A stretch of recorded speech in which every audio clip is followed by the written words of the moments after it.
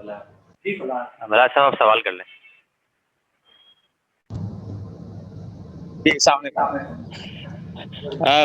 तो आपने जो इकबाल का बताया कि रेनेसांस का, उसका मैं अगर आप सुकरा कुबरा जोड़ें, पाकिस्तान बनने से जो क्रिएशन ऑफ द स्टेट जो उन्होंने खतूत लिखे कायद आजम को, तो उसका भी इम्पैक्ट यही है। और फिर बहुत सी जमातें like the one Tanzeem Islami और Jamaat Islami, they will actually connect this Islamic renaissance और रिकंस्ट्रक्शन और इस्लामिक थॉट्स। तो इस तरह की जो डॉक्टर साहब ने जैसे बुक लिखी थी, तो उस पर भी यही इम्पैक्ट था कि जो मुसलमानों का जो मेन मकसद है वो ये है कि we start with the dialogue and expand the reach of the word of Allah to the rest of the world. इस पे कुछ रोशनी डालेंगे आप? देखिए, मैं जैसे अल्लामा इकबाल ने नहीं, मतलब यूनिटी ऑफ सेल्फ और ट्रांसेंडेंस और ये तस्कीर जी, मलाद यही कह रहे हैं ना कि तस्कीर कायनात का जो प्रोजेक्ट अल्लामा इकबाल ने इनिशिएट किया था वो कंटिन्यू कर रहा है, ठीक है ना? जी जी जी जी, बिल्कुल यही कह रहा हूँ।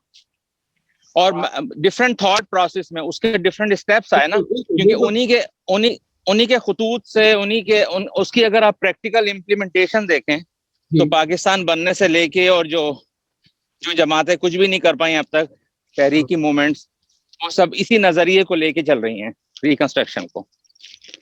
देखिए अब वो मलाहत आप अपनी बात जी, मैं कह रहा हूँ कि अब उन तहरीक का इम्पैक्ट सोसाइटी पे इन लार्ज हुआ नहीं हुआ वो एक डिफरेंट क्वेश्चन है, लेकिन उन्होंने जो थॉट पकड़ी वो तो इकबाल के, जहां तक मैं समझाऊं आपकी बात से, वो यहीं से पकड़ी।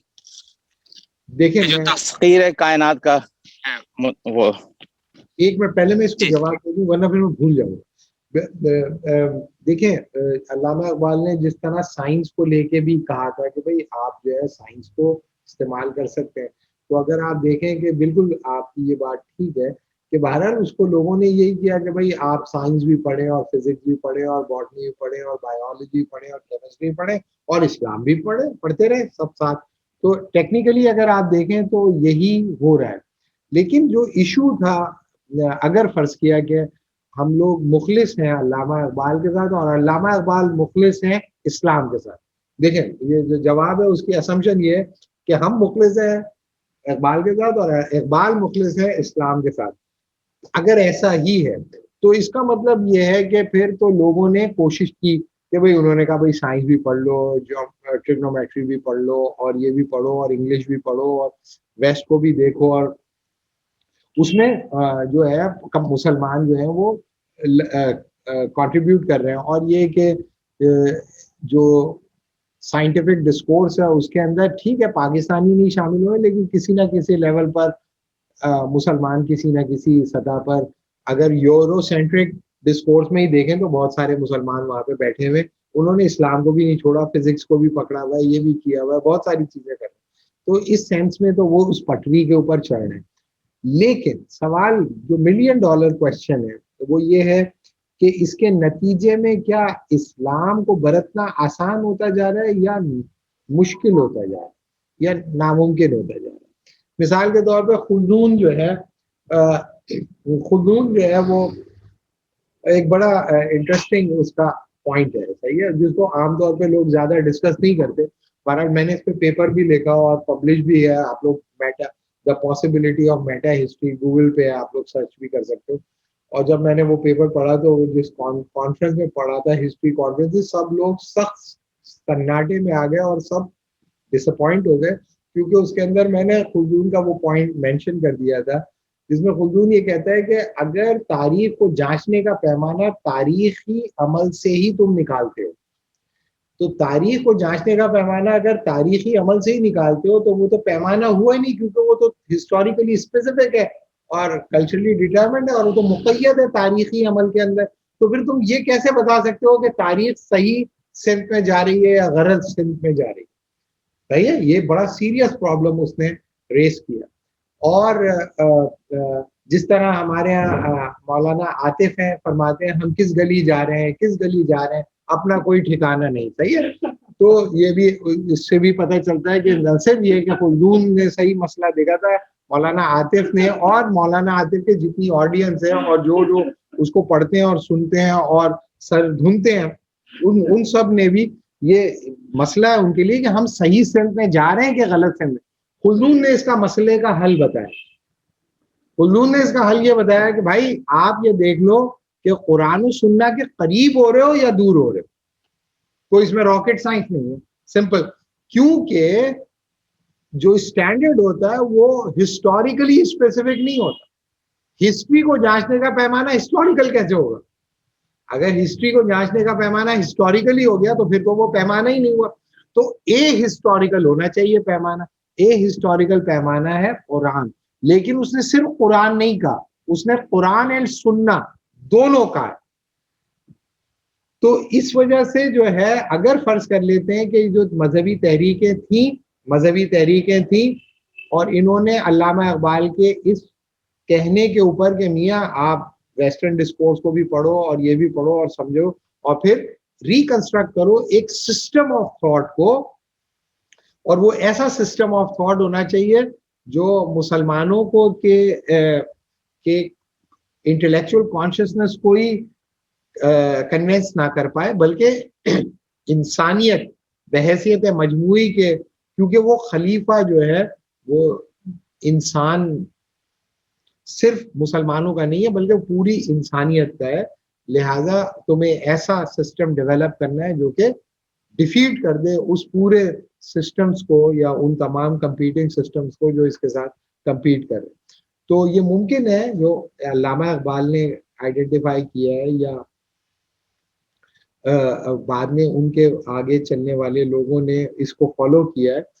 तो आगे चलकर चैप्टर के अंदर मैं आपको बताऊंगा कि अल्लामा इकबाल ये नहीं कहते कि इसका ओरिजिनल थिंकर मैं हूं, बल्कि अल्लामा इकबाल कुछ और लोगों को आइडेंटिफाई करते हैं जिनकी रहनुमाई में अल्लामा इकबाल ये कर, ठीक है, और अल्लामा इकबाल की रहनुमाई में कुछ और लोग कर रहे हैं। तो इसी तरह रहनुमाओं की रहनुमाई में रहनुमा पैदा होते चले जा रहे हैं। हो सकता है कि अगर फर्ज कर लेते हैं कि मलाहत की बात ठीक है, तो इसका मतलब यह है कि फ्यूचर के अंदर इसके नतीजे में कोई ऐसा सिंथेसिस वजूद में आ जाए कि मुसलमान एक ऐसा सिस्टम डेवलप करने में कामयाब हो जाए जो पूरी दुनिया के जो इंटेलेक्चुअल थर्स्ट है उसको क्वेंच कर दे।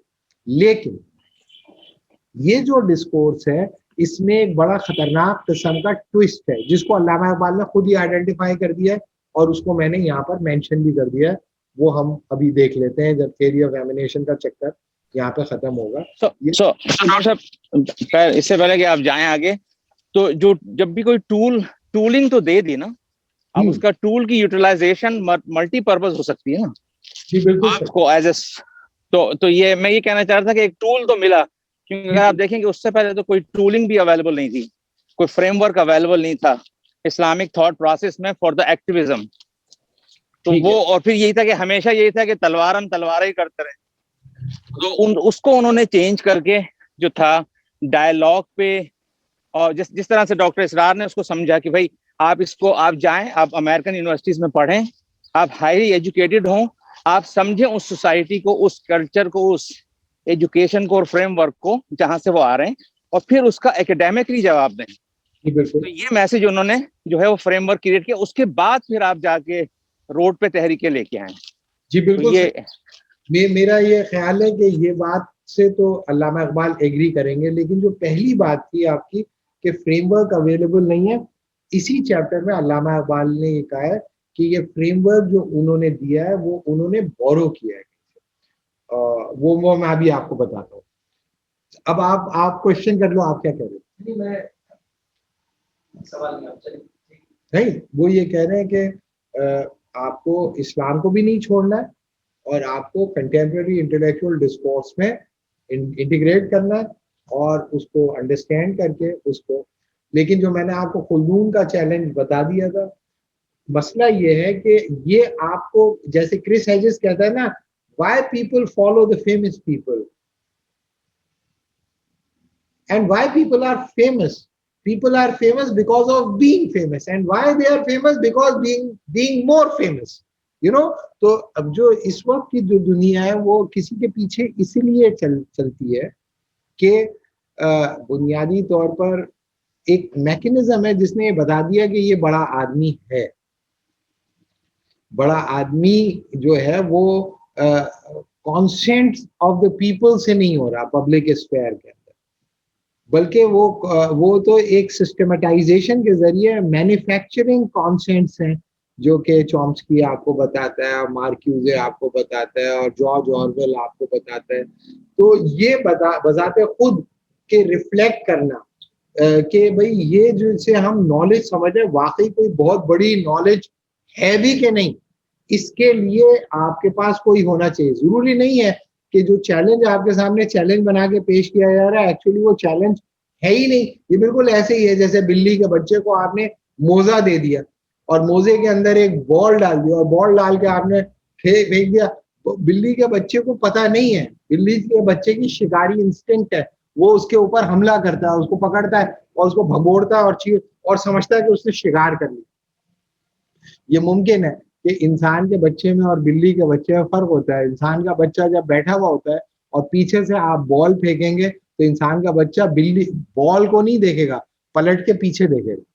और जब बिल्ली का बच्चा बैठा हुआ और आप बॉल फेंके तो पीछे नहीं देगा, बॉल के पीछे भागेगा। तो ये देखना जरूरी है। मैं पर्सनली ऐसा समझता हूँ कि जो हमारी यूथ आजकल कर रही है और जो हमारे इंटेलेक्चुअल्स भी कर रहे हैं वो बॉल के पीछे भाग रहे हैं, बजाय ये कि ये देखने के बॉल आ कहां से रही है भाई। इसी तरीके से जो प्रॉब्लम और चैलेंजेस जिस तरह से आ रहे हैं आपके पास फिल्थ की सूरत में, जिस फिल्थ का मुजाहरा अभी लोगों ने किया, कि आप इसके ऊपर रिफ्लेक्ट करें, आप इसके ऊपर कुछ बोलें, आप इस पे कुछ कहें। भाई मैं इसके ऊपर क्यों बोलूं, मुझे कोई कॉज क्यों करे? तो पहली बात तो ये कि जो चीज रिफ्लेक्ट करने की है उस पर रिफ्लेक्ट करना, और ये बताना कि फर्ज करें कि आप जो हार्वर्ड के अंदर मिसाल के तौर पे यूरोप के अंदर डिग्री दी जा रही है एक मॉब मैनेजमेंट के ऊपर आप डिग्री दे रहे हैं कि भाई मॉब को कैसे मैनेज करना है। जाहिर है कि लोग इस पर रिफ्लेक्ट करेंगे और उसके ऊपर सोचेंगे भी और उसको डिस्कोर्स में शामिल करेंगे। अब आप कहें कि इसको शामिल कर लो इस्लामिक डिस्कोर्स के अंदर कि हज कैसे होता है, और मॉब मैनेजमेंट जिसने की हुई होगी वही हज के इंतजाम करेगा और दूसरा बंदा हज के इंतजाम नहीं करेगा, उसको निकाल बाहर करेंगे चाहे वो जितना भी नेक बंदा हो। तो ये जो मेरिटोक्रेसी डेवलप हो रही है ये कोई नेचुरल ग्रोथ नहीं है नॉलेज की। और ये कि जब आप सिस्टम्स ऑफ नॉलेज के ऊपर जिन लोगों का काम है, मिसाल के तौर पे फूको का काम है और दूसरे लोगों का काम है, इलूल का काम है और बहुत सारे लोगों का काम है, तो वो तो ये बता रहे हैं कि भाई जो सिस्टम्स ऑफ नॉलेज है उसके पीछे कोई नेचुरल ग्रोथ नहीं है, बल्कि उसके पीछे कैपिटल भी खड़ा हुआ है। और अगर आप हाईएक वगैरह को पढ़े तो जो जरूरी है हमारे बच्चे को बताना और पढ़ना और समझना वो ये कि हर वो चीज जिसे नॉलेज बना के आपके सामने पेश किया जा रहा है और आपसे तकाजा किया जा रहा है कि आप इस पे रिफ्लेक्ट करें, और हर वो चैलेंज जो कि किसी टॉप यूनिवर्सिटी का प्रोजेक्ट है और डिस्कोर्स का हिस्सा है उसकी बुनियाद पे आप रिफ्लेक्ट करके क्वेश्चन उठाना शुरू कर दें, इस्लाम इसके बारे में क्यों नहीं जवाब देता? ये जो आज जो हजरत जो थे पहले आदमी था और ये इसने फैसला कर लिया कि मैं जो है मुखन्नस बनूंगा, तो मैं क्यों इस्लाम इसके ऊपर जवाब, या ये मुझे बताएं कि सैरोगेसी के बारे में इस्लाम क्या कह रहा है। तो पहली बात तो ये कि आपके पास ऐसे लोग होने चाहिए जो ऊपर उठ के, जैसे खुल्दून की सतह के लोग हों जो ऊपर उठ के सवाल उठाएं कि भाई ये जो तुम हिस्टोरिकल प्रोसेस के अंदर इल्म की कसौटी के ऊपर परखने की कोशिश करो, इस कसौटी की अपनी कसौटी क्या है, इसको कैसे हम प्रोटेक्ट करें। ये तो नहीं हो सकता कि सारी की सारी चीजों को हम एड्रेस करना शुरू कर दें। तो ये जो मलाहत का जो प्रॉब्लम आइडेंटिफाई किया, इट्स सीरियस प्रॉब्लम। और पिछले यूं समझ लें कि हम लोग 150 साल से एग्जैक्टली यही कर रहे हैं, लेकिन जो इस्लामाइजेशन ऑफ नॉलेज का जो प्रोजेक्ट फेल हुआ, जो आप लोगों के सामने है, जिसके अंदर आपने कहा कि हर वो चीज जो यूरोप के इंटेलेक्चुअल डिस्कोर्स से निकली है वो नॉलेज है और उसको इस्लामाइज कर दो, और आपने ये सवाल नहीं उठाया कि भाई ये जो जिसे तुम नॉलेज कह रहे हो ये नॉलेज है भी कि नहीं है, ये इन इट सेल्फ नॉलेज है कि नहीं है। इसके लिए आपको जिस सतह के लोग चाहिए वो उस सतह के लोग इंशाल्लाह अल्लाह ताला ने चाहा तो जरूर पैदा होंगे यहाँ पर। अभी तो बहरहाल लोग जो है वो कर ये रहे कि एक पैसिविटी के अंदर वो यानी कि उनकी जो एक्टिविटी है वो वन डायमेंशनल है, वो एक्टिव है उसको इनकोऑपरेट करने में, और पैसिव है उसको क्रिटिकली इवेलुएट करने में। यानी कि जो फूको का एक आर्टिकल है द ब्लैकमेल ऑफ एनलाइटनमेंट, तो वो कहता है कि ब्लैकमेल ऑफ एनलाइटनमेंट का एक इजहार ये है कि कोई ये कहे कि इनलाइटनमेंट जो है वो नॉन कंटेस्टेबल है, आपको जो कुछ भी देखना है इनलाइटनमेंट के कॉन्टेक्स्ट में ही देखना है। वो कहता है ये ब्लैकमेल ऑफ एनलाइटनमेंट है, क्योंकि इनलाइटनमेंट तो थॉट ही यही थी, the critic of critic, it's the rational critic of rationality. लेकिन हमारे यहाँ पिछले 50 साल के अंदर जो लोग पैदा हुए उन्होंने कहा आप अकल के घोड़े पे सवार हो जाओ, इस पे सवार हो जाओ, उसके ऊपर सवार हो जाओ। अरे भाई अकल इन इट सेल्फ जो तुम कह रहे हो उसको तो कंटेस्ट कर लो पहले। तुम जिस रीजन के क्यों ले रहे हो वो रीजन है जो कि प्योर रीजन है, और जो इनलाइटनमेंट डिस्कोर्स की इंस्टीट्यूशनलाइजेशन के बाद जो रीजन आया है वो तो डिस्कर्सिव रीजन है। तो तुम डिस्कर्सिव रीजन की पहले क्रिटिक तो कर लो, अपने लोगों से कह रहे हो इस रैशनैलिटी के स्टैंडर्ड पे पूरे उतर जाओ। तो और ये हमारी यूनिवर्सिटीज के अंदर लोग पढ़ा रहे हैं और उनको ये समझ भी नहीं आ रही कि भाई ये जो जिसको तुम रैशनैलिटी कह रहे हो, एब्स्ट्रैक्ट रैशनैलिटी कह रहे हो, वो तो कंटेस्टेबल है, वो कंटेस्ट हो गई अर्ली यानी कि लेट 19th सेंचुरी के अंदर। वही तुम लोग मंजन बेच रहे हो यहाँ पर आकर, और तुम लोग उसे कह रहे हो, लोगों की पगड़ियां उछाल रहे हो, लोगों की दाढ़ियों में हाथ मार रहे हो कि भाई वो रैशनल नहीं है। अरे भाई तुम कौन सी रैशनैलिटी की बात कर रहे हो, उस रैशनैलिटी का क्राइसिस तो देखो। तो हो ये रहा है कि ये जो मलाहत की बात है बिल्कुल सही बात है कि वो जाए बाहर जाके पढ़े। दूसरी बात ये कि जो चैलेंज हुआ है वो चैलेंज ये हुआ है कि overall understanding of knowledge in itself possible ही नहीं है। जिस तरह से लोगों को काम करवाया जाता है वो इतना फोकस्ड और इतना नैरो होता है और इतना माइक्रोलॉजिकल होता है, इसकी बुनियाद पर वो इस काबिल होता ही नहीं कि वो कोई ओवरऑल क्लेम कर सके। और मैं आपको बता रहा हूं पूरी एकेडमिक रिस्पॉन्सिबिलिटी के साथ कि अगर वो ओवरऑल जवाब देता है तो वो कहीं पब्लिश नहीं हो सकता। अगर पब्लिश हो जाए you should come and spread on my face, वो हो ही नहीं सकता, इसलिए कि वो माइक्रोलॉजिकल है। लिहाजा दुनिया में कभी भी आप उस माइक्रोलॉजिकल एनालिसिस की बुनियाद पे अवेयर होकर जब आप टोटलिटी ऑफ रिलीजन को टेकअप करने जाएंगे, आप रिलीजन के साथ ज्यादती करेंगे, चाहे वो इस्लाम हो, चाहे वो क्रिश्चियनिटी हो, चाहे वो बुद्धिज्म हो, चाहे वो जुडाइज्म हो, चाहे वो कोई भी रिलीजन हो। उसकी बुनियादी वजह यह है कि रिलीजन कुल्लियत में चीजों को देखता है, जुज की बुनियाद पर ट्रेंड किया जा रहा है कंटेम्प्रेरी वर्ल्ड के अंदर। और ये डिस्कोर्स इस्लाम की वजह से नहीं शुरू हुआ था, ये डिस्कोर्स शुरू हुआ था कि जब सिस्टमैटिक चैलेंज पोस्ट किया रेवोल्यूशनरी मार्क्सिज्म ने यूरोप के अंदर, तो उसने कहा पूरे सिस्टम को एंगेज करूंगा। मार्क्स ने जब पूरे सिस्टम को एंगेज किया तो उसका नतीजा निकला, जो भी सोशियोलॉजिस्ट था मार्क्सिस्ट बन रहा था, जो भी एंथ्रोपोलॉजिस्ट था मार्क्सिस्ट बन रहा था, जो भी इकोनॉमिस्ट था मार्क्सिस्ट बन रहा था। उन्होंने कहा भाई ये क्या बात हुई, इम्पॉसिबल कर दो इस बात को कि कुल के ऊपर कोई तुम हुक्म लगा सकते हो, इम्पॉसिबल कर दो इसको। नतीजा ये हुआ इम्पॉसिबल हो गया। अगर आप जाके पढ़े पॉपर का काम, तो उन्होंने कहा ये जो सोशलिज्म है इसको तुम लोग साइंटिफिक सोशलिज्म कहते हो, ये तो साइंटिफिक सोशलिज्म कोई चीज ही नहीं होता, ये तो प्रोफेसीज है। नतीजा क्या हुआ, नतीजा ये हुआ कि उसने फॉल्सिफिकेशनिस्ट अकाउंट की बुनियाद पर डिफीट कर दिया मार्क्सिस्टों को। तो बताने का मतलब ये कि जब मार्क्सिज्म जो कि एंथ्रोपोसेंट्रिक था, ह्यूमन सेंट्रिक था, एवरीडे ह्यूमन लेवल के ऊपर एड्रेस कर रहा था उस प्रॉब्लम को जिसमें लोग इंगेज थे, मर रहे थे, जलील हो रहे थे, उसने ओवरऑल क्वेश्चन रेज किया, उसको सिस्टमेटाइज किया, उसकी फाउंडेशंस को एनालिसिस किया, उसकी इंप्लीकेशंस ड्रॉ की। तो आपने बताया मियां ये तो सूडो साइंटिफिक है, तो साइंटिफिक ही नहीं है, ये तो एकेडमिक ही नहीं है। नतीजा क्या हुआ, नतीजा ये हुआ मार्क्सिस्टों ने बिट्रे कर दिया मार्क्सिज्म के साथ, और उन्होंने कहा मार्क्स जिस रियलिटी की बात कर रहा था, जिस कैपिटलिज्म की बात कर रहा था, ये तो वो कैपिटलिज्म ही नहीं है। तो जब कैपिटलिज्म जो कि तुम प्रैक्टिस कर रहे हो जिंदगी के अंदर, देख रहे हो, खा रहे हो, पी रहे हो, मर रहे हो, जलील हो रहे हो उससे, उसके बारे में आपको डिसइंटीग्रेट कर दिया, तो वो रिलीजन जो कि क्रिश्चियनिटी की शक्ल में या जुडाइज्म की शक्ल में, इस्लाम की शक्ल में, वर्ड ऑफ द गॉड की शक्ल में या सुन्ना ऑफ द प्रॉफिट की शक्ल में मौजूद है, उसके साथ वो लोग जो कि माइक्रोलॉजिकल लेवल के ऊपर डिग्रीज ले लेके आ रहे हैं और overall understanding of the reality का उनके पास तस्वुर ही नहीं है, बल्कि उसे वो नॉन एकेडमिक समझते हैं, उनसे आप ये तकाजा करो कि वो इस प्रोजेक्ट को टेकअप करेंगे जो अल्लामा इकबाल ने करने की कोशिश की। इसके नतीजे में नहीं होगा। इसका हल वही है जो कि हमारे यहाँ बहुत सारे लोगों ने दिया कि पार्लियामेंट बैठ जाए, पार्लियामेंट अपने कर ले, जैसे एक भाई ने ये इसका हल पेश किया।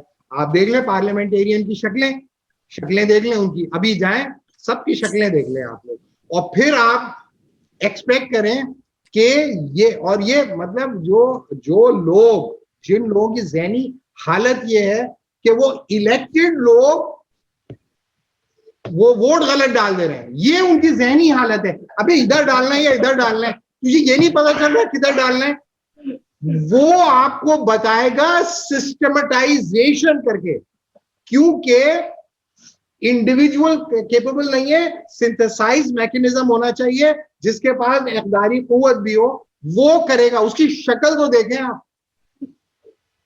तो मैं आपको ये बता रहा हूं कि ये बिल्कुल मलाहत जो बात कह रहे हैं वो ठीक है, लेकिन मैं आपको ये बता रहा हूं रिलीजन कुल्लियत के अंदर होता है और रिलीजन को फैलाने का वही तरीका होता है, और रिलीजन को दूसरे कंपीटिंग सिस्टम्स को डिफीट करने का एग्जैक्टली वही तरीका होता है जो पैगंबर ने बताया, एग्जैक्टली वही तरीका होता है जो सहाबा ने अडॉप्ट किया।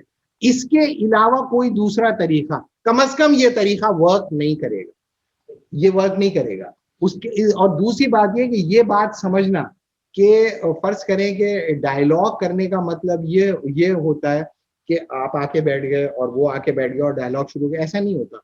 रिलीजन अपनी पोजीशन के ऊपर फर्म खड़ा रहता है और लोग उसकी तरफ पलट कर आते हैं। लोगों को पलट के आना पड़ेगा। क्यों? क्योंकि इंसान जुज के अंदर चीजों को कबूल नहीं करता, वो पूरा का पूरा चीजों को कबूल करता है। उसके अंदर उसका जज्बा भी होता है, उसके एहसास भी होते हैं, उसकी फीलिंग भी होती है, उसकी कमजोरियां भी होती हैं, उसके गुनाह भी होते हैं, उसकी गिल्ट भी होती है।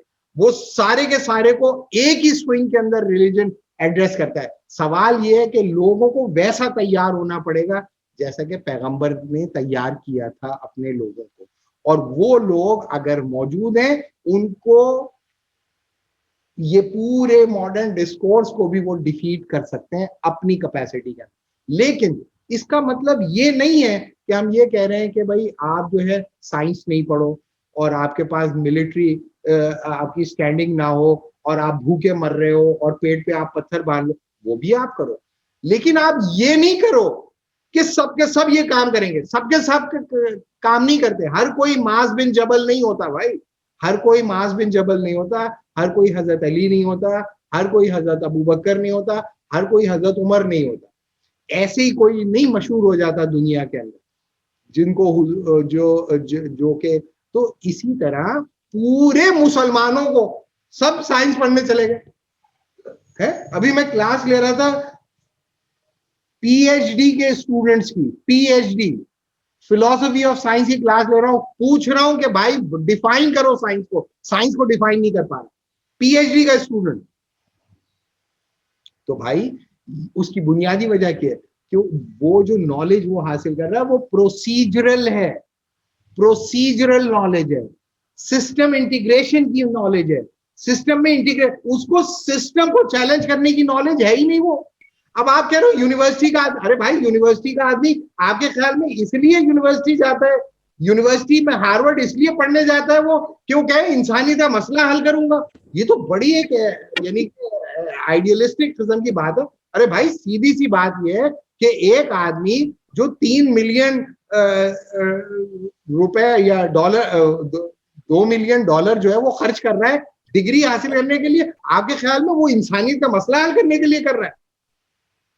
तो पहली चीज ये कि ये हमें सोचना पड़ेगा, ये हमें देखना पड़ेगा, और ये मैं आपको पूरी कमिटमेंट को, पूरी एकेडमिक रिस्पॉन्सिबिलिटी के साथ बता कि ये जो मॉडल है जो हमने पिछले 50 साल के अंदर अडॉप्ट किया कि आप जाएं जाएं, जाके वहां से नॉलेज हासिल करें, फिर आप आके हमें बताएं इस्लाम को कैसे हल करें। इस्लाम को वैसे ही हल होगा प्रॉब्लम जैसा कि पैगंबर ने बताया है। अब आप मुझे ऑर्थोडॉक्स समझे, कुछ भी समझे, लेकिन मैं ये पूरी कमिटमेंट के साथ बता रहा हूँ।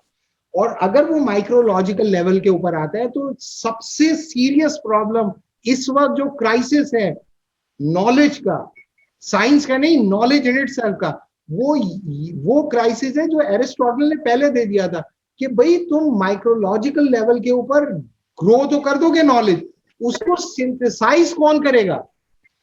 उस नॉलेज को सिंथेसाइज कर रहा है कैपिटलिस्ट ब्यूरोक्रेटिक स्ट्रक्चर्स जो ग्लोबल है, इंटरनेशनल ब्यूरोक्रेटिक इंस्टीट्यूशंस हैं, वो कर रहे हैं, स्टेट्स कर रही हैं। उनका आपके ख्याल में मकसद ये है कि इंसानियत का मसला हल हो और वो अल्लाह के करीब हो जाए, इसलिए कर रहे हैं वो ये सब कुछ? तो व्हाट एक्चुअली जो मलाहत ने जिस चीज को छेड़ा है वो बिल्कुल इशू है, यही है असल इशू। लेकिन अब जाहिर है कि मैं डिस्ट्रैक्ट हो गया, मैं इस तरफ आ गया, ये मैं इसलिए कि अब तक जो बातें हमने की हैं उसका जो इशू है वो यही है कि अल्लामा इकबाल ने जो कहा है ना कि भाई आप डायलॉग करो, चीजों को समझो, जाके समझो। एग्जैक्टली मुसलमान यही तो कर रहे हैं, लेकिन आप डिफीट पे डिफीट आप इसलिए खा रहे हैं और आप मुस्तकिल और मुसलसिल रिलीजन को कॉम्प्रोमाइज कर रहे हैं और दूर हट रहे हैं। उसकी बुनियादी वजह यह है कि आपका जो मेथडोलॉजी है वो ट्रांजिटरी है from religion to the enlightenment. और पोस्ट मेटाफिजिकल एज के अंदर आप कैसे तवक्को करते हैं इस बात से कि वो जाकर ये नॉलेज हासिल करेगा और वो ये कहेगा कि नहीं अब मैं चलता आता हूँ इस्लाम का मसला हल करने, ज्यादा सिवाय इबादत के ऊपर गुफ्तगू करने के वो क्या कर सकते हैं कि भाई आप इस तरह नहीं खड़े हो और इस तरह नहीं, और औरतों के और हुकूक दे दें, ये दे दें। ये इतना माइक्रोलॉजिकल हो गया है कि यूरोप खुद उस क्राइसिस को फेस कर रहा है, वो कहां से हल करेगा? कुल के अंदर मसले का हल होता है, ना कि जुज के अंदर। इस वक्त जो दुनिया भर में जो यूनिवर्सिटी नॉलेज है वो माइक्रोलॉजिकल है। आप जो पीएचडी निकालते हैं उसको आप कहते हैं किस तरह से नैरो डाउन करना है, और नैरो डाउन करो और नैरो डाउन करो और नैरो डाउन करो। और अगर आपने बड़े कैनवस पे अपना काम करने की कोशिश की, रिजेक्ट हो जाता है काम। जब एक इंसान का रवैया बनता है फिर वो उसी तरह की रिसर्च पेपर्स लिखता है, तो डिस्कोर्स के अंदर जो चीजें और जो प्रॉब्लम्स शामिल होते हैं वो इस माइक्रोलॉजिकल लेवल के होते हैं। उनकी नजर से जब आप रिलीजन को देखते हैं, इस्लाम को देखते हैं, तो आप कहते हैं यार इस्लाम में तो इसमें कोई बात ही नहीं, अरे ये तो ये बताया नहीं कि कलर्ड कॉन्शियसनेस कैसे होगा, अरे फिनोमेनोलॉजिकल रिडक्शन पे तो कोई बात ही नहीं, अरे चलो मैं कर देता हूँ फिनोमेनोलॉजिकल। इसे भाई ये फ्यूजन ऑफ होराइजन नहीं है, ग्राफ्टिंग है, ये बडिंग है, जिस बडिंग है, ग्राफ्टिंग है ये। अगर फर्ज किया कि वो मेथडोलॉजी जो कि एडॉप्ट की गई पैगंबर ने, वो मेथडोलॉजी को हम ग्रास्प करें, और सबको करने की जरूरत नहीं है, लोग पढ़ते भी रहे, माइक्रोलॉजिकल लेवल पे पढ़ते रहे, डॉक्टर भी बनते रहे, इंजीनियर भी बनते रहे। सारे टट्टू तो ये काम नहीं कर सकते जो गजाली ने करने की कोशिश की या सहाबा ने करने की, हर बंदे के बस की बात नहीं है। लेकिन जो ये काम करेगा उसके लिए वो फाउंडेशन काफी है, जिन फाउंडेशंस के ऊपर उन्होंने अपनी सिविलाइजेशंस को टेकअप किया। अब ये जो मैंने इतनी सारी बकवास की, इस बकवास की रोशनी में आगे पढ़ने की कोई फायदा जरूरत है नहीं, क्योंकि अल्लामा इकबाल ने ये कहा है, अल्लामा इकबाल ने कहा है कि हमारे लोगों ने जो यूनिटी ऑफ सेल्फ को समझने के लिए जो फ्रेमवर्क इस्तेमाल, वो एप्रोप्रिएट है ही नहीं। तो मैंने उसकी अपॉलॉजी आपको दी, क्योंकि जिससे वो कंपेयर कर रहे हैं वो एंथ्रोपोसेंट्रिसिटी रिलेटेड लिटरेचर है जो रिगरसली करोड़ों पेजेस की सूरत में मौजूद है। उसको देखकर एक आदमी घबरा जाता है, कहते हैं इस मौजू पे हमारे पास क्या है। जैसे एक आदमी था, वो कहता था जाहिर है कि ये सारे लोग और ये स्टूडेंट जिनको ये लेक्चर दिया गया था, एक ब्रिटिशर था, वो ये कहता था कि पूरे हिंदुस्तान का जो लिटरेचर है ना वो तुम जमा कर लो तो एक लाइब्रेरी के मुकाबले का नहीं है हमारी। तो भाई मसला ये है कि अगर आप बहुत ज्यादा लिख लें तो इससे ये थोड़ी इम्प्लाई होता है कि वो ठीक भी है? इससे ये कहां से इम्प्लाई हो गया? नहीं तो तुमने कौन सा इंसानी जात का मसला हल कर दिया कि लोग 84% लोग मेंटली सिक हैं, दवाएं खा रहे हैं, ड्रग्स ले रहे हैं, लोग जीएनपी पर कैपिटा जो है $4,000 है, फिर भी लोग सुसाइड कर रहे हैं, नेगेटिव ग्रोथ रेट हुआ है। तो कौन सा इंसानियत का मसला हल कर दिया भाई?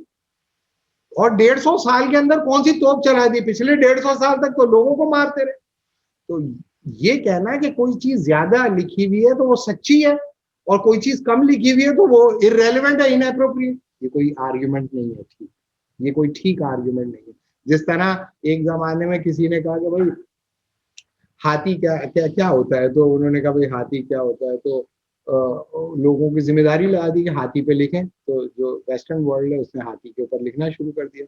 तो उसके बाद उन्होंने फ्रेंच ने ये अमेरिकन ने लिखा कि हाथी हाथी किस किस काम आए, प्रेगमेटिक वर्थ क्या है हाथी की, हाथी से आप वो खिंचवा सकते हैं, सूंड में पानी भर के आप फुहारे मार सकता है, ये कर सकता है, वो कर सकता है, ये है अमेरिकन ने लिख दिया। क्यों? क्योंकि उनको ही they don't give a damn about what actually elephant is, they they think that how pragmatically valuable that thing is। सही है?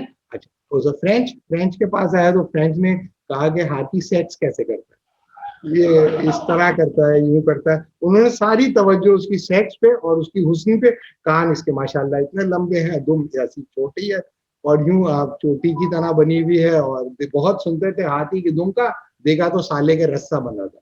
सही है? तो वो ये हाथी के सेक्स कैसे करता है, सारी तवज्जो उनको इससे सरोकार ही नहीं। अरे भाई वो एक बीइंग है, वो नहीं सेक्स कैसे करता है पहले ये बताओ।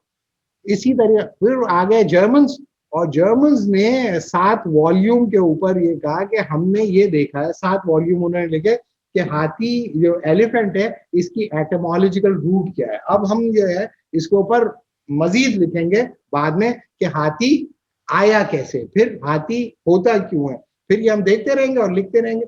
अब फर्ज करो कि ये बहुत सारा हाथी के ऊपर लिखा हुआ है और आपने नहीं है मुझे बताएं इस्लाम पे हाथी के बारे में क्या लिखा। नहीं नहीं नहीं, किस किस बड़े आदमी ने क्या क्या लिखा है यार, हाथी के बारे में तो किसी ने नहीं लिखा। बोले बताए देखें, हाथी इतना बड़ा जानवर है और हाथी पे बैठ के देखें वो पोरस ने क्या कर दिया था, और ये कि किसी मुसलमानों को कितना चैलेंज सामने करना पड़ा। वो कादसिया के अंदर ये हो गया, हाथी आ गए थे, तो हाथी पे कुछ रिफ्लेक्ट नहीं किया उन्होंने। नहीं हाथी फिर तो ये तो हम लोगों ने सही नहीं किया, तो ये तो बड़ी अफसोसनाक बात है।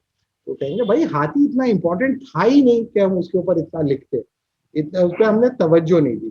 तो ये याद रखें कि ये बिल्कुल सही बात है कि आपको डायलॉग करना चाहिए, बिल्कुल सही बात है कि अल्लामा इकबाल ने आपको एक गाइडिंग प्रिंसिपल दिया, ये बिल्कुल सही बात है कि मुसलमान एन उसी के ऊपर अमल कर रहे हैं। लेकिन ये जो ब्रिज आपने डेवलप किया है, रिकंस्ट्रक्शन की बुनियाद पे जो ब्रिज कंस्ट्रक्ट किया है, इसके नतीजे में याद रखें इधर से लोग उधर जाएंगे, उधर से कभी इधर नहीं आएगा।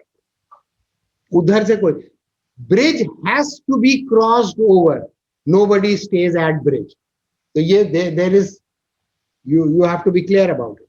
Nobody stays at bridge has to be crossed over. The question is what kind of potential this bridge is providing। यहां से वहां जाने के इम्कानात बढ़ रहे हैं या वहां से यहाँ आए, यहां से वहां जो जाता है वो शहीद हो जाता है भाई। वहां वो कोई फिजिक्स को प्यारा हो गया, कोई केमिस्ट्री को प्यारा हो गया, कोई फैशन डिजाइनिंग को प्यारा हो गया, या कोई आ भी जाता है, कोई भाई आ भी जाता है, लेकिन अगर वो आ भी जाए तो वो भी कोई ऐसा कोई खास कुछ कर नहीं पाएगा। तो पहली चीज ये याद रखें कि रिलीजन कोई भी है, कंटेम्पररी जो फॉर्म ऑफ नॉलेज है और जो इंस्टीट्यूशनलाइज्ड फॉर्म ऑफ नॉलेज है, एक्सप्लिसिटली मैं आपसे कह रहा हूं, जो इंस्टीट्यूशनलाइज्ड फॉर्म ऑफ नॉलेज है, वो जिस किस्म का माइंड और जिस किस्म का इंसान पैदा कर रहा है वो वन डायमेंशनल है, वो माइक्रोलॉजिकल है। उसके सामने जब आप एक ओवरऑल क्लेम करोगे ना, वो रिस्पेक्ट करेगा ही नहीं, इम्पॉसिबल है उसके लिए कि वो आपको इल्मी बुनियादों पर रिस्पेक्ट करे, मुमकिन नहीं है। उसको वो खोखला लगेगा। क्यों? क्योंकि उसको लगेगा कि इसके पीछे कोई एफोडेटिक एविडेंस नहीं है, इसके पीछे कोई जीनियोलॉजिकल एनालिसिस नहीं है, इसके पीछे कोई मेथोडोलॉजिकल फाउंडेशन नहीं है, ये तो नहीं। और अगर आपने ये करने की कोशिश की रिलीजन के साथ, तो essence of the religion will destroy during its analysis. The essence of a thing is destroyed during it. Allama Iqbal ये समझते हैं कि जो तुम्हारा इनर एक्सपीरियंस है वो तुम्हें बचा के ले जाएगा, क्योंकि अल्लामा इकबाल की तरबियत हुई थी, वो बाद में जो है वो पढ़ भी रहे थे, मौलाना रूम को भी पढ़ते थे, कुरान शरीफ को भी पढ़ते थे, नेक भी थे। तो अल्लामा इकबाल तो बच के निकल गए। और अल्लामा इकबाल ने आखिरी उम्र में लोगों ने पूछा हजरत फिलोसफी, तो उन्होंने कहा भाई मैं तो सिर्फ ये पढ़ता हूँ, रूमी को पढ़ता हूँ और कुरान शरीफ पढ़ता हूँ, और इसके अलावा पढ़ने की जरूरत नहीं। तो बताने का मतलब ये कि उस वक्त भी उन्हें और दूसरी चीजें पढ़ने की जरूरत होगी, लेकिन वो उन इकबाल की कैपेसिटी के आदमी, इकबाल की जहानत के आदमी को अगर वो सेटिस्फाई कर रही थी तो होगा ना भाई उसके अंदर कुछ तो होगा उसके अंदर। लेकिन अगर आप ये कहें नहीं, तो फिर उसमें ये आपने बताया नहीं कि वो जो हाथी के बारे में देखें फ्रेंच ने कितना लिखा और अमेरिकन ने कितना लिखा, आप देखें हाथी के चक्कर में कितनी आगे निकल गए। और हम लोग देखें हाथी हाथी हम लोगों ने पाल तक नहीं रहे थे, एक हाथी था ले दे के पाकिस्तान के, पूरे पाकिस्तान के अंदर, उसको भी हम लोगों ने खाना नहीं दिया, तो गवर्नमेंट ने उस हाथी को कहाँ भिजवा दिया है? थाईलैंड। थाईलैंड भिजवाया है, श्रीलंका या थाईलैंड भिजवा नहीं, जब पाकिस्तान की रूलिंग थाईलैंड बहुत जाती है, तो इसलिए थाईलैंड ही भेजा होगा उसको, मुझे नहीं पता कहाँ भेजा, लेकिन जहां भी उसको भेजा वो खुश है, पाकिस्तान से ज्यादा खुश है। तो ये चीज अच्छी तरह ध्यान में रखें कि ये एक तकलीफदेह बात है, लेकिन ये बात है कि जब हम सोर्स को देखेंगे तो गाइडेंस जो है वो यही है कि इसी तरफ जाना है, लेकिन इसमें इशू है। बहरहाल ये कि बेहतर ये है कि इसको आप शेयर नहीं करें। जिन लोगों ने अपने ये समा फराशी हो गई उनकी, बस ये काफी है, इसको डिलीट कर देना। अगर ये साथ में रहा और ये भी लोगों ने सुना, वो भी सुना और ये भी सुना, तो वो एक खलिश पैदा हो जाएगी उनके दिल में, और वो कहेंगे ये मैं क्या कर रहा हूँ, क्यों कर रहा हूँ मैं। तो ये बेहतर ये है कि ये जो लोग बेचारे बदकिस्मती से अस्सलाम वालेकुम अभी थे उनको ही सुन ले। जी जी डॉक्टर साहब, अब तो आपने चैप्टर खोल दिया है, अब तो इसे बंद नहीं किया जा सकता, क्योंकि डॉक्टर साहब ने यहाँ पे जो डॉक्टर सरार ने जो पूरी एक टीम इकट्ठी की थी, मैं भी उसका हिस्सा था, तो वो रिकंस्ट्रक्शन का ही हम लोग लेके चले थे, क्योंकि उसके अलावा कोई काम नजर नहीं आ रहा था। नहीं, मैं कह रहा हूँ कि रिकंस्ट्रक्शन जरूर पढ़नी चाहिए, और reconstruction exactly this is exactly what the idea was कि माइक्रो लेवल पे जो है आप फरमाइए पहले। जी। तो मैं ये कहने लगा था कि मैंने एक्चुअली काफी इसको देखा था कि जो डेवलपमेंट ऑफ साइंस हुई थी अंडर मुस्लिम्स और development of science in western Europe, उसमें मेजर डिफरेंस था। और जब यहाँ पे लोग एक डायलॉग जो था जब स्टार्ट हुआ था, तो देयर वाज अ ब्रिज जिसपे क्रॉसिंग दोनों साइड से हो रही थी। तो देन द वे आउट के क्या मतलब, do we go back and further develop our science to a level where they can be in dialogue with the level where western sciences are, then what is the way out? Because otherwise हो ये रहा है कि वहां से हम आते हैं, यहाँ प्लग इन करते हैं, माइक्रो लेवल पे हम जाके देखते हैं कि अच्छा इस एरिया में मुसलमानों का कोई कंट्रीब्यूशन नहीं है, look at our traditional sources, develop something and introduce it here. And I am also कहना चाहिए जिसने ये खुद ये काम किया है सर आइजैक न्यूटन के साथ। तो अब आपने, क्योंकि आपको मेरे ख्याल में इसको प्लीज इसको आप रिकॉर्ड करें, because I want to listen to it over and over again. This needs to be recorded. देखो मैं बताऊं कि ये एक अलग बहस है। मैं तो ये दोनों भाइयों को समझाता रहा कि ये बजाय रिकंस्ट्रक्शन पढ़ने के, मैं कंफॉर्मिस्ट रेडिकलिज्म पे काम कर रहा हूँ, वो पढ़ा देता हूँ। और मैंने उस पर बहुत पढ़ा है अभी पिछले समझ 2018 से लेके अब तक। ये जो हम रेडिकलिज्म के नाम पर जो चूरन बेच रहे हैं ना यहाँ पर मुस्लिम वर्ल्ड के अंदर, वो कंफॉर्मिटी है, वो रेडिकलिज्म है ही नहीं। वो तो 300-250 साल पुराने आइडियाज को नए बना के हमारे यहाँ लोग पेश कर रहे हैं।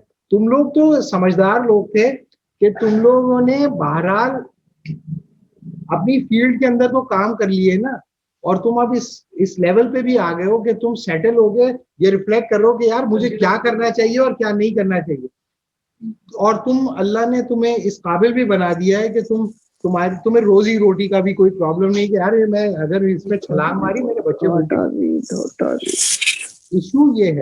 इशू ये है कि यहाँ पर तो जो नॉलेज के नाम पर हो रहा है वो तो बहुत पुराने ऑब्सोलेटेड आइडियाज को पेश कर देते हैं लोगों को, बेचारे लोग वो इस्तेमाल करते रहते हैं। जब हम यूनिवर्सिटी में पढ़ रहे थे तो एक खास पाकिस्तान का इलाका है, वहां से जो भी स्टूडेंट आता था हाथ में मार्क्स की किताब पकड़ी हुई होती थी, और इतनी दिन से पकड़ी हुई होती थी कि जहां पे अंगूठा लग रहा होता था ना, वहां से किताब घिस चुकी होती थी और वो लेके घूम रहा होता था।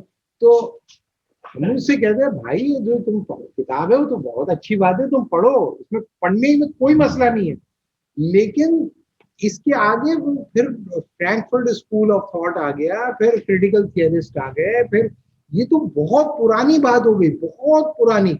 लेकिन उस बच्चे को जब वो बेचारा यूनिवर्सिटी में आता है उसे बिल्कुल नई लगती है, अपने आप को वो रेडिकलिस्ट समझता है, लेकिन जिस चीज को वो पेश कर रहा है वो तो कन्फॉर्मिज्म है, यू नो।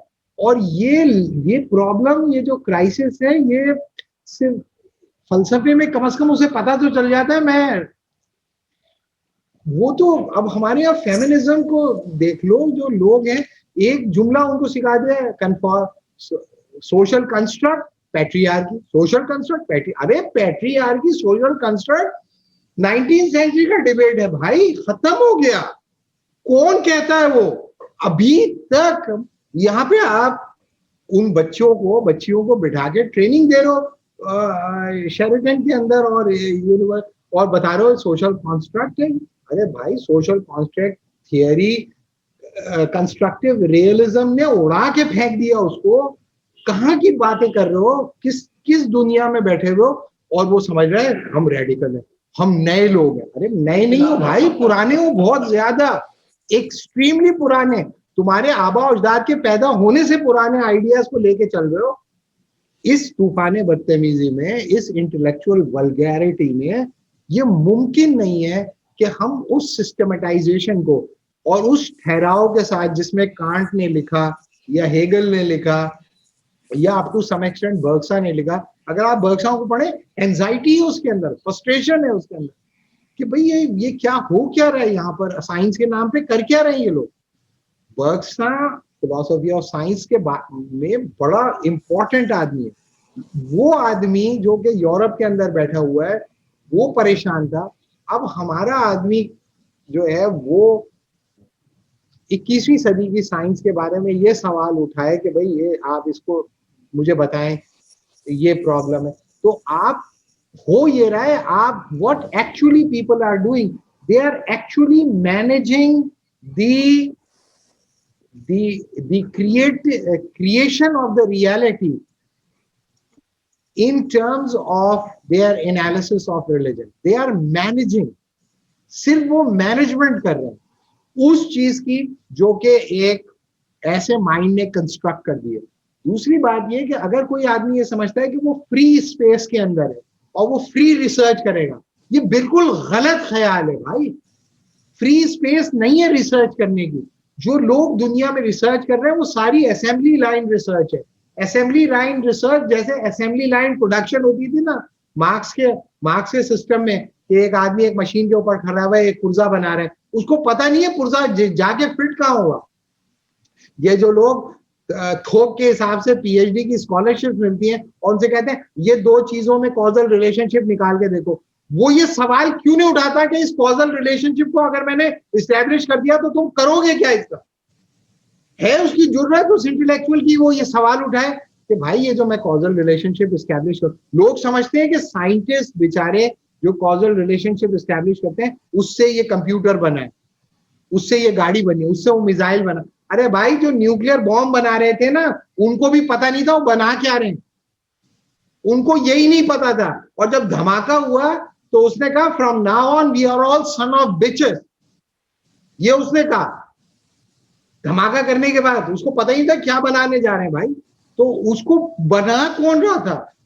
इंडिविजुअल थोड़ी बना रहा था, फाइनमैन थोड़ी कर रहा था, ये ओपनहाइमर थोड़ी कर रहा था, ये एक सिस्टम था जिसने बहुत सारे लोगों को एक छत के नीचे जमा करके उनको बता दिया, और वो ये समझा ओपनहाइमर तो ये जर्मन्स को रोकने के लिए इस्तेमाल होगा, लेकिन उन्होंने कहा गर्म पानियों में जैपनीज आ रहे हैं, इनके ऊपर मारेंगे। तो बताने का मतलब ये कि अगर आप ये समझें कि न्यूक्लियर बॉम्ब जो है वो एक आदमी, एक सिस्टम ने प्रोड्यूस किया, एक सिस्टम ने प्रोड्यूस किया, फिर दूसरे सिस्टम्स ने उसको इस्तेमाल किया। जब आप इस किस्म की नॉलेज के डिस्कोर्स के अंदर हो, आप ये समझें कि यार मैं एक इंडिविजुअल, मैं जाके ठहर जाओ, पहले मैं समझ रहा हूँ, जी समझ गया आपने, अब मैं बताता हूँ। ऐसा नहीं हो रहा भाई, it is beyond human capacity. तो फिर सवाल ये कि आप इस जुज़वी उलूम के ओशन को का मुकाबला कैसे करेंगे? आप इस्लाम की कुल्लियत के साथ उसका मुकाबला करें। मैं नेक आदमी नहीं हूं, मैं कोई आलिम नहीं हूं, लेकिन जो नेक बंदा होगा वो अकेला अपनी इंडिविजुअल कैपेसिटी में मुकाबला कर सकता है। उसकी बुनियादी वजह ये है, the heart of a human being is between the two finger of a man of faith. He can twist the heart like this. एक सेकंड के अंदर वो ट्विस्ट कर सकता है, लेकिन आपको भरोसा होना चाहिए उस कुल्लियत के ऊपर। आपने उस कुल्लियत को एब्जॉर्ब किया होना चाहिए। आपने अगर उस कुल्लियत को एब्जॉर्ब कर लिया, बहुत सारों को उसको एब्जॉर्ब करने की जरूरत नहीं है, हम जैसे टट्टुओं को उस पर अमल करने की जरूरत है। और जो बड़ा आदमी होगा वो अपनी उंगलियों के बीच के अंदर दिल को रख के ट्विस्ट कर देगा। और असल में इंसानियत की कामयाबी इस बात से नहीं है कि वो व्हाइट हाउस में बैठा है, उसके पास कितने न्यूक्लियर बॉम्ब है। In a long run we are all dead. और दुनिया के अंदर जो अभी वॉर का स्टेटस है, दुनिया में कोई माई का लाल जंग जीत नहीं सकता है ना। अमेरिका हम नहीं जीत सकते ना भाई, तो अमेरिका भी जंग नहीं जीत सकता। और आप पिछले 20 साल 50 साल का हिस्ट्री देख लें, दुनिया में कहां पे उन्होंने जंग जीती है। पूरी की पूरी टेक्नोलॉजी डिस्ट्रक्टिव है, डिस्ट्रॉय कर सकती है, कंस्ट्रक्टिव टेक्नोलॉजी नहीं है। तो इसमें परेशान होने, डरने और घबराने की जरूरत नहीं है। तो उनके पास इतना असला बन गया, हमारे पास नहीं है, चलो हम भी बना लेते हैं। फोकस आपको करना है उसके ऊपर जो कि अल्लाह ने रिवील किया है और प्रैक्टिस में करके दिखाया है पैगंबर।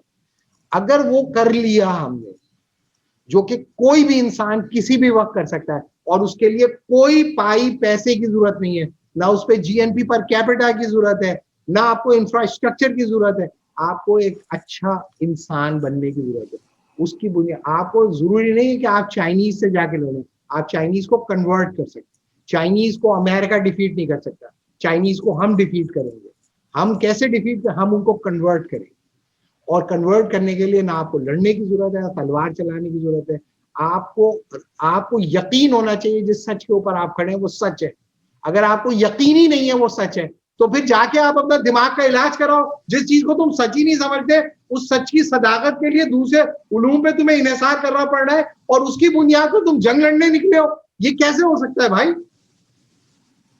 सच अगर आप किसी चीज को समझते हैं तो फिर आपको उसी सच के ऊपर खड़ा हो। अगर आपके नहीं, पहले मैं चेक तो कर लूं भाई ये सच भी है कि नहीं, पहले मैं सब ठहर जाए, मैं सबको चेक करूंगा, और पूरे इल्म को हासिल करके उसमें आपका इंतकाल होगा। ये आप कभी नहीं कर सकते। पॉल रिक्वायर बड़ा थिंकर है दुनिया का, बहुत बड़ा फलसफी है। उसने फैसला किया कि मैं जिंदगी में ओरिजिनल पढ़ूंगा फलसफियों को, पूरा फलसफियों को ओरिजिनल पढ़ूंगा। जैसे लोग कहते हैं ना मैं ओरिजिनल टेक्स्ट पढ़ा रहा हूं, मैं झूठ बोल रहे होते हैं भाई बहुत सारे लोग। ओरिजिनल टेक्स्ट हर फलसफी का पढ़ने के लिए आपको टाइम चाहिए होता है। ये जो मैं लेक्चर आपके सामने 8 घंटे बैठ के मैंने बनाया, 8। हालांकि मैंने ये किताब कई बार पढ़ चुका हूँ, स्टूडेंट लाइफ में ही पढ़ चुका हूँ। ये मैं पिछले 20 साल से पढ़ रहा हूँ ये किताब, मुझे पता है कौन सी चीज कहाँ पर है। इसके बावजूद मुझे 8 घंटे लगे। पॉल रिक्वायर ने 20 साल में 20 फलसफी पढ़े, 20 साल में 20 फलसफी पढ़े। इतना बड़ा आदमी। तो आप कहें मैं पहले सारे फलसफी तो पढ़ लूं, जैसे अल्लामा इकबाल ने एक जुमले में कहा, ये जुमला खुला हुआ दिया, उन सब ने सही काम नहीं किया। तो पहला एकेडमिक काम, अरे भाई मैं जाके देख तो लूं, उसको कुछ मेरी खबर है कि नहीं, देख तो लूं। तो पहले जाके पढ़ उसमें आपका इंतकाल ही हो जाएगा पढ़ने में। तो पहली बात ये कि जो वर्ड ऑफ द गॉड आपके सामने और सुन्ना ऑफ द प्रॉफिट जो आपके सामने, वो आप पढ़ें और उसकी बुनियाद पर आप पहले बंदे को ये बताएं कि मियां तू जहन्नुम से तो बच जा। फिर तेरा जीएनपी पर कैपिटा क्या होगा, फिर तेरा सोशल कंस्ट्रक्ट क्या होगा, फिर तेरी पॉलिटिकल स्टेबिलिटी क्या होगी, फिर मर्द और जन के ताल्लुकात क्या होगा, वो बाद में देखते रहेंगे। पहले तू जहन्नुम से तो बच, पहले वहां से बच जा, फिर देखते हैं, फिर इंशाल्लाह करते हैं इसका जीएनपी पर कैपिटा वगैरह को भी। पहले तो तुम भाई ये इतने सारे जो अरबों इंसान है, मुसलमान सारे काम छोड़ के अगर सिर्फ ये करने में लग जाए कि भाई हम तुम्हें ऐसा करते हैं, मुसलमान कर लेते हैं, उसके बाद फिर हम ये देखें। अब आप मुझसे ये क्वेश्चन करेंगे, भाई तू ये क्यों नहीं कर रहा? मैं जो मुसलमान है उन्हें काफिर होने से बचा रहा हूं कि भाई तुम तो फारिग ना हो जाओ, तुम तो हो ना यहां पर, तुम तो ठहरो, तुम तो ठहर जाओ, तुम कहां भाग रहे हो? जो हो वो तो रुक जाओ, डरो नहीं। खुदा जमीन से गया नहीं है, घुटन बहुत है, हवा नहीं है, लेकिन खुदा गया नहीं है जमीन से। नीचे ने कहा है, और नीचे ने खुद ही कहा है, मैडमैन अनाउंसमेंट है। क्यों क्यों कान धर रहे हो मैडमैन अनाउंसमेंट में? Now the god is dead, we have killed the god, the murder of all murders, who is going to wipe this blood, we shall be as god. तो भाई वो तो we shall be as god के project में है, तुम कहां से कंपीट करोगे उसको? तो पहली चीज ये कि ये बात जो है वो, ये आई डोंट नो, ये मुझे नहीं कहनी चाहिए थी, बहरहाल मैंने कही, और I speak through my heart, mind मैंने इस्तेमाल नहीं किया। और ये कि 8 घंटे में पढ़ के दिमाग में चकरा गया। लेकिन ये इतनी ईमानदारी के साथ ये चैप्टर बना सकता था, मैंने बनाया। लेकिन जो मलाहत का जवाब था ना, उसने वो स्ट्राइक कर दिया मुझे। और हम लोग मलाहत जैसे करोड़ों इंसान होंगे जो ये जिद्दोजहद कर रहे हैं, लेकिन ये बातें जो मैंने की हैं, हो सकता है कि इस तरह वो ना देख रहे हो और वो समझ रहे हो, लेकिन ये सिंथेसाइजेशन अगर वो मुखलिस हैं इंशाल्लाह उस तरह भी हो सकता होगा। लेकिन मुझ जैसे जो कम पढ़े लिखे आदमी का ये ख्याल है कि अभी जो चीज है वो आपकी सिंथेसाइजेशन इंडिविजुअल कॉन्शियसनेस के प्लेन के ऊपर नहीं हो रही, नहीं हो सक रही, क्योंकि सिस्टम्स ऑफ नॉलेज है। ये चैलेंज इमाम गजाली के जमाने में सिस्टम्स ऑफ नॉलेज थोड़ी थे जो नैनो टेक्नोलॉजी की बुनियाद पर रिपीटेटिवली प्रोड्यूस किए जा रहे हैं, ऐसा थोड़ी था। तो वो चैलेंजेस अलग थे, इसलिए उन्होंने लिखने की कोशिश नहीं की। जिन चीजों को उन्होंने लिखा वो था। तो अभी हमें इसको देखना है, लेकिन ये मैं बार बार आप लोगों से कह रहा हूँ, इसको आप इसमें शेयर ना कीजिएगा। जो भाई सुन रहे हैं बस सुन के अपना भूल जाए इसको, है यूट्यूब पे चला। हाँ ये नहीं, मुझे कोई डर नहीं है, मैं ये नहीं कह रहा, मैं कह रहा हूँ कि फिर वो चैप्टर, हाँ मैं कह रहा हूँ जनरली उसको देख लें। लेकिन अभी अभी हम इसको यहीं पे रोक दें, है इसको यहीं पे रोक दें, क्योंकि मैं मेंटली उस स्टेट में ही नहीं हूँ कि मैं वो कर सकूं। डॉक्टर साहब अस्सलाम वालेकुम, सॉरी क्वेश्चन पूछ के मैंने आपको डिरेल कर दिया, लेकिन मैं इसलिए मैंने आपको जो ईमेल, तुमने मुझे रेल पे चढ़ाया, तुमने मुझे ट्रैक पे चढ़ाया, मैं डिरेल था, तुमने मुझे इसलिए मैं आपसे कह रहा था ना, जो मैंने आपको मेल भेजी थी कि हम लोगों को जो जहाँ पे कमी है ना, जैसे जॉन रॉस जैसे लोग, जो हम पॉलिटिकल फिलॉसफी और लिबरल ट्रेडिशन इसको हम पढ़ते ही नहीं है, बल्कि हम उसको यहूदियों की साजिश और दूसरे कुछ कह के गुजर जाते हैं और उस पर हम तवज्जो नहीं दे पाते हैं। तो ये जो चीज़ है, ये इसको जो है ना इंशाल्लाह ताला जो प्रोग्रेशन है आपकी इस लेक्चर की, जो एलिवेशन है इंशाल्लाह, यहाँ से रिकंस्ट्रक्शन जब निकलेंगे तो अगला प्रोसेस फिर नेचुरली उस तरफ जाने का है। और ये कि ये हमारे ट्रेडिशन में बड़े लोगों ने ये काम किया है, इमाम तैमिया ने ये काम किया है, इमाम तैमिया के कैपेसिटी का आदमी है। इमाम तैमिया ने जाके वो लैंग्वेज सीखी, ओरिजिनल पढ़ा है उन्होंने ग्रीक थॉट को, ओरिजिनल, उन्होंने ओरिजिनल जाके बाइबल को पढ़ा। और स्टेट्समैन भी है, मंगोलों के साथ जंग भी कर रहा है, और जो है नेगोशिएशन भी कर रहे हैं, और जो है वो क्रिश्चियनिटी की क्रिटिक भी लिख रहे हैं, और ग्रीक थॉट की क्रिटिक भी लिख रहे हैं। जाहिर है कि इमाम तैमिया की सतह का आदमी कर सकता है, और हम जैसा आदमी ये नहीं करता। लेकिन अभी जो चैलेंज है, उसमें सिस्टमेटाइजेशन हुई है नॉलेज की। तो पहली लेवल के ऊपर हमारे जो बड़े आदमी हैं उनमें उनकी ये कैपेसिटी होनी चाहिए कि वो उसको समझे, उसको बिल्कुल उसको अंडरस्टैंड करना चाहिए। लेकिन एक्चुअली जो प्रॉब्लम होता है वो ये होता है कि वो माइक्रोलॉजिकल प्लेन के ऊपर जाता है, और माइक्रोलॉजिकल प्लेन के ऊपर वो बन जाता है रोल। मैं आपको पूरी दयानतदारी से बता रहा हूं, मैं नाम नहीं ले रहा। मैंने एक बंदे को पीएचडी कराया डिलूज के ऊपर, मैं डिलूज पे काम नहीं करवाना चाहता, एक मजहबी आदमी को डिलूज पे काम करना, लेकिन वो डिलूजियन हो गया, वो डिलूजियन बन गया, वो डिलूजियन पर्सपेक्टिव। मैं उसे कह रहा हूं अरे भाई तो डिलूज डिलूज हम तो डिलूज को नहीं एक्सेप्ट करते, तुम डिलूजियन क्यों हो गए? तो कह रहा है I can't do anything about it. तो भाई हमने डिलूज इसलिए थोड़ी पढ़ाया था, हमने तो डिलूज उसको इसलिए पढ़ाया था कि भाई तू डिलूज पढ़ के ये बता कि वेस्टर्न थॉट के अंदर क्या लिमिटेशंस है, डिलूज आइडेंटिफाई कर रहा है और फिर बचा इस्लाम को, मुसलमानों को बचा इससे।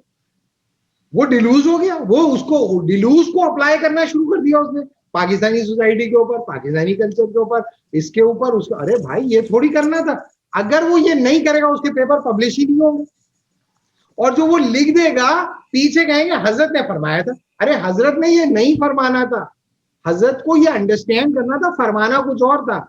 ये अगर आप समझें कि ये एक्ट ऑफ कॉन्शियसनेस है या ह्यूमन चॉइस है, ये नहीं है, ये तो डिटर्मिनेशन है, बदतरीन फॉर्म ऑफ डिटर्मिनेशन। इस तरह से इंटेलेक्चुअल हंट डाउन तो कभी हुई नहीं।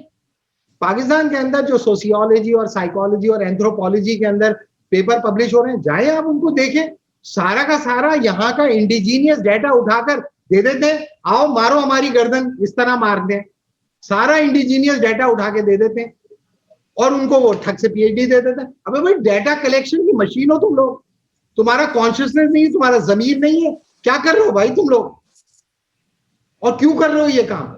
इसलिए कि अगर उन्होंने वो सोशियोलॉजी जनरेट करने की कोशिश की जो कुलदून करने की कोशिश कर रहा था, पहली बात तो ये वो सोशियोलॉजी थी नहीं, तो उसका पेपर ही पब्लिश नहीं होगा भाई, उसको डिग्री नहीं मिलेगी। आपने कह दिया है कि अगर तूने पीएचडी थीसिस तेरा बाहर नहीं गया और बाहर के आदमी ने सर्टिफिकेट नहीं दिया तो जो पीएचडी नहीं मानेंगे। आप इस कंट्रोल्ड एनवायरनमेंट के अंदर ये एक्सपेक्ट कर रहे हो कि वो सिस्टमेटाइज करेगा। पूरी इंस्टीट्यूशनल थियरी आपको ये बता रही है कि भाई तुम फलसफे की बात कर रहे हो, art is what art community recognise as art. Art होता ही वो है जिसे आर्ट कम्युनिटी रिकॉग्नाइज कर ले, और आर्ट कम्युनिटी आर्टिस्ट नहीं होती। तो आर्टिस्ट की जब मजाल नहीं है कि अपनी मर्जी का आर्ट प्रोड्यूस कर ले, तो फलसफी की मजाल है कि वो प्रोड्यूस कर ले। रिचर्ड रॉटी का आर्टिकल है कि इस वक्त फलसफियों की हैसियत क्या है। वो कहता है फलसफियों का काम है तमाशा देखना, स्पेक्टेटर बनकर, और कुछ नहीं कर सकता वो। अगर वो कुछ करेगा, सोशियोलॉजी अपनी माइक्रोलॉजिकल फाउंडेशन के साथ आएगी और कहेगी फलसफी का ये क्लेम सोशियोलॉजिकली गलत है, उड़ा देगा। इकोनॉमिस्ट आएगा माइक्रोलॉजिकल एनालिसिस से, कहेगा ये गलत है, उड़ा देगा। साइकोलॉजिस्ट माइक्रोलॉजिकल एनालिसिस पे आएगा, उड़ा देगा। तो वो फलसफी अपनी थॉट जनरेट कहां से करेगा सिवाय सिस्टम की चमचागिरी करने के? तो जो अल्लामा इकबाल के जो डिस्कोर्स था उसके ऊपर एग्जैक्टली चले, and for the last 100 years or so what actually people are doing, either they are trying to modernize Islam or Islamization of modernity। या तो इस्लामाइजेशन ऑफ मॉडर्निटी की कोशिश कर रहे हैं या मॉडर्नाइजेशन ऑफ इस्लाम की कोशिश कर रहे हैं। इसके अलावा तो वो कुछ कर नहीं रहे, और वो भी उस वक्त कर रहे हैं जबकि पोस्ट मॉडर्निज्म ने धज्जियां उड़ा के रखी हुई है मॉडर्निटी की। और वो लोग जो ये काम कर रहे हैं वो अपने आप को समझ रहे हैं हम रेडिकल हैं और नए आइडियाज के साथ हम आ गए। अरे नए आइडियाज के साथ कहां से आ गए हो भाई? और ये बात जब हम लोगों को पढ़ाते हैं तो लोग हमें कहते हैं अबे भाई ये तो मरवाएगा हम लोगों को, ये तो चाह रहा है कि हम तरक्की ना करें, ये तो हमें जीनोफोबियन बना के छोड़ेगा, ये तो डिस्पेयर में लेके चला जाएगा, फ्रस्ट्रेट कर देगा, ये कर देगा, वो कर देगा। इल्जाम लगा के मुंह पे थूक के चले जाते हैं। तो हम तो ये अल्लाह मियाँ से जाके कहेंगे कि हमने पूरी ईमानदारी से इनको बता दिया था हजरत, इन्होंने हमारी बात नहीं सुनी। तो ये कि जो काम करने का है ना, वो ये है कि जो कुल के साथ आपको मिला है उसको कुल के साथ पेश करो। अगर आपने जुज की बुनियाद पे कुल को समझने की कोशिश की, और वो भी जुज जो कि बोरोड हो, जिनकी पूरी टोटलिटी की ग्रिप भी आपके पास नहीं, तो आप उसके साथ जुल्म करोगे, जो कि कुल है, उसके साथ आप जुल्म करोगे। सही है। और वो जुल्म के मुजाहिरे आप जा बजा देख सकते हो अपने इर्द गिर्द। सही है। अस्सलाम वालेकुम। जी भाई। डॉक्टर साहब, पहली बात तो ये है कि थैंक यू वेरी मच, आपने जो ये गुजारिश की, दीज वर माय फीलिंग्स। जैसे मैंने आपको पहली क्लास में कहा था कि I am thoroughly turned off by reconstruction। तो जितना आपने उसको जो फीलिंग को जो आपने आवाज दी है, that is phenomenal, it should not be deleted. और एटलीस्ट अगर आप डिलीट करना चाहें तो कम से कम मुझे कॉपी मेरे अपने पर्सनल के लिए जरूर दीजिएगा, उसके बाद भले आप डिलीट कर लें, लेकिन I wanted to be save for myself. नहीं, मुझे पता नहीं, लेकिन ये कि मैंने जो बोला बिल्कुल आई रियली बिलीव इट, जो मैंने बोला।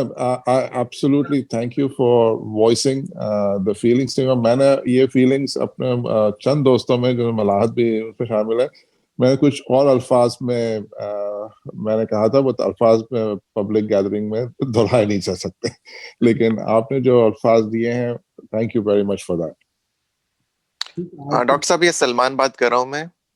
तो मैं बल्कि आपसे कॉन्टेक्ट मांग रहा था, क्योंकि जो काम आप बता रहे थे डिलोस का, मैंने उसका उल्टा काम किया है। मैंने न्यूटन के साथ जाके उसको उनके प्रोफेसर के सामने प्रूफ किया था यहाँ ड्यूक में, कि Duke was the philosophical ideas of Sir Isaac Newton were more impressed and influenced by Islam than any shade of Christianity and Judaism, and they accepted it actually.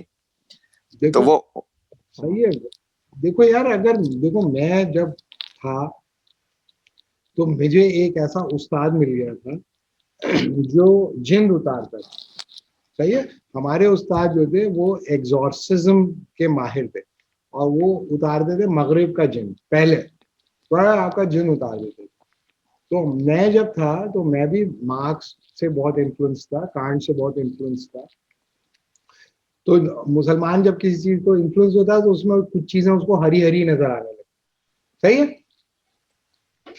कि भाई ये भी माशाल्लाह, ये भी अच्छा है, ये भी अच्छा है। फिर हमारे जो बड़े लोग थे, मैं जो है अल्लामा मशरिकी से बड़ी मुझे मोहब्बत थी, और उबैदुल्ला सिंधी से मोहब्बत थी, और जमालुद्दीन अफगानी से मोहब्बत थी।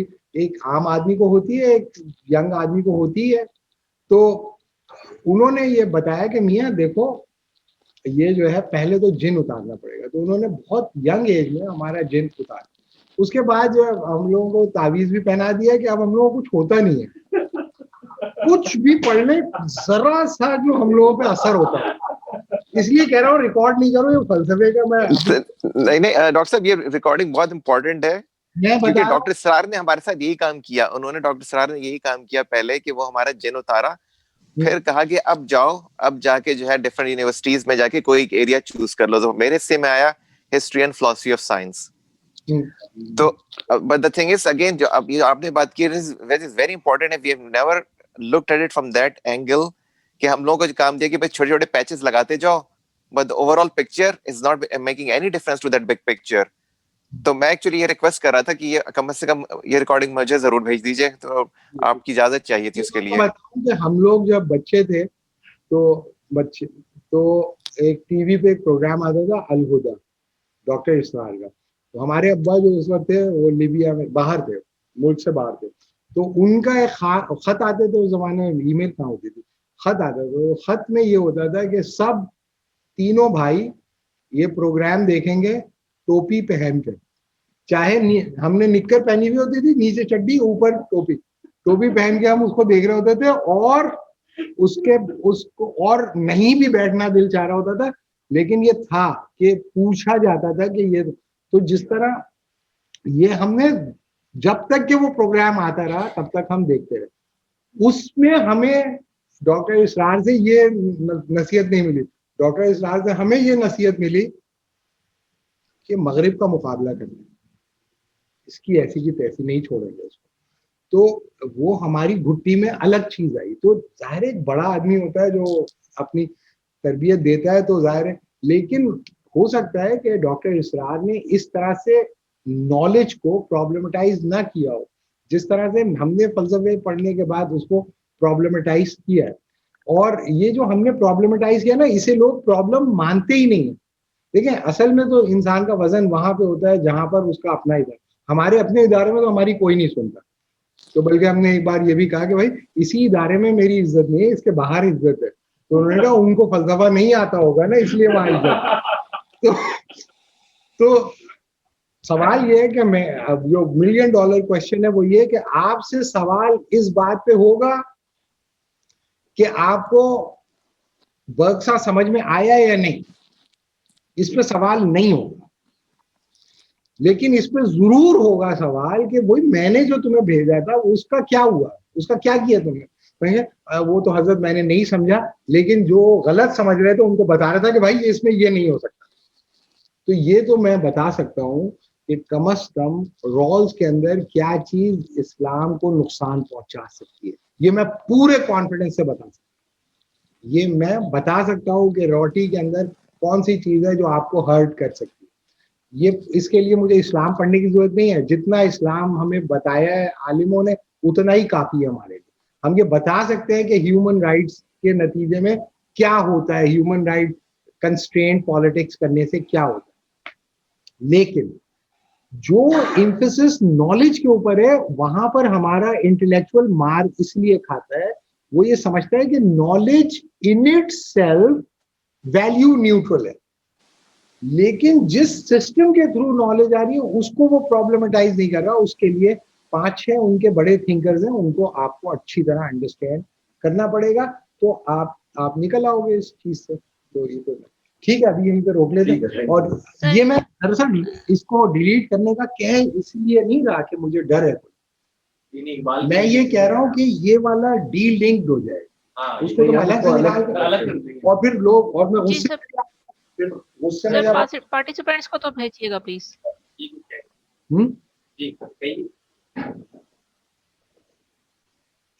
जी आप कहें। जी मैं ये कह रही हूँ कि पार्टिसिपेंट्स को प्लीज ये जरूर भेज दीजिएगा रिकॉर्डिंग्स। अबे वो तुम लोगों को मिल गई तो तुम लोग फैला दोगे ना, यही तो नहीं सर, मैं बिल्कुल भी नहीं फैलाऊं, मैं तो आपकी स्टूडेंट भी हूँ, मैं बिल्कुल भी ये नहीं करूंगी, मैं अपने लिए जरूर रखूंगी। ओ भाई मेरा मैं तरफ तो इंस्टीट्यूशनलाइज हो गई। मैं जो था मीडिया के खिलाफ, मैंने 70 आवर्स के 70 आवर्स के मेरे लेक्चर हैं, 70 आवर्स के। और जब मैं वो दे के आया वो लेक्चर, तो उन भाइयों ने उसको रिकॉर्ड करके सोशल मीडिया पर डाल दिया। वही लेक्चर जो कि मीडिया क्या नुकसान पहुंचाता है इंसान को, वही उन्होंने ही डाला। मोइज भाई मुझे वीडियो चाहिए, मोइज भाई मुझे ये चाहिए।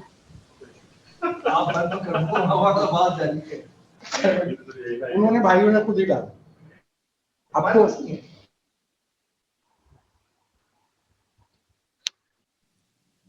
बहुत शुक्रिया डॉक्टर साहब, ये तो है कि जेंटलमैन्स एग्रीमेंट है हम लोगों के बीच में कि हम लोग में से कोई इसको ये सोशल मीडिया मास मीडिया पे नहीं डालेगा। This is for our own. जी इंशाल्लाह। डॉक्टर साहब आप कितने इम्प्रेस है ना वेस्ट से, आप मरते मोमिन का वादा नहीं कह रहे, आज जेंटलमैन प्रॉमिस कह रहे हैं। बिल्कुल। अगर मर्द मोमिन हो तो तुम हमें दोनों पाकिस्तान में बैठ के रोटी खा रहे होते।